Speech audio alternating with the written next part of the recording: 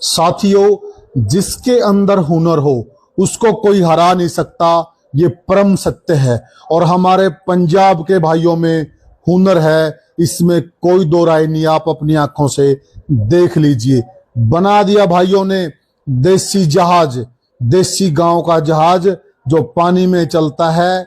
बहुत बड़े बड़े शिप करोड़ों अरबों रुपए में आते हैं, लेकिन हमारे पंजाब के भाइयों ने देखिए सस्ता शिप बना दिया।